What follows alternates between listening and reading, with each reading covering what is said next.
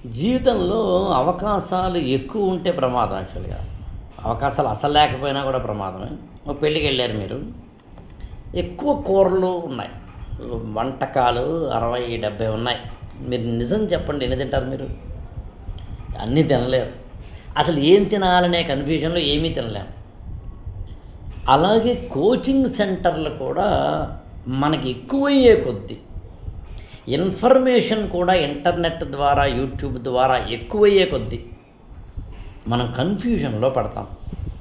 ఇవాళ మొత్తం మన చుట్టూ ఉన్న సమాజంలో కన్‌ఫ్యూజన్ కారణం అదే.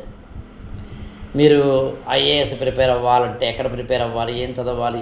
ఏమేమి పుస్తకాలు చదవాలి? ఎలా చదవాలి? వందలాది వీడియోలుంటాయి. పలానా షాప్‌కి వెళ్ళాలా వందలాది వీడియోలుంటాయి. పలానా ఏదైనా అది మీరు ఏదైనా చెప్పండి. అందుని జీవితంలో అవకాశాలు, ఆప్షన్స్ ఇంకా చెప్పాలంటే తక్కువ ఉండాలి. ఎక్కువ ఆప్షన్స్ ఉండే కొద్దీ మన జీవితంలో కన్‌ఫ్యూజ్ అయ్యి ఎంజాయ్ చేయడం అనేది, జీవితాన్ని ఆస్వాదించడం అనే దాంట్లో మర్చిపోతాం. చక్కగా ఓ మంచి కంచం, ఇంత అన్నం, పప్పు, కూర, పులుసో, చారో, పెరుగు. ఇప్పుడు చూడండి, you are enjoying that dish అంటాం. You are enjoying that moment. ఉన్నది తింటున్నావు, హాయిగా ఉన్నావు. అదే నేను చెప్పినట్టుగానే ఈ పక్కన వంకాయ కూర, ఆ పక్కన బెండకాయ, ఈ పక్కనేమో ఇది, ఆ పక్కనది.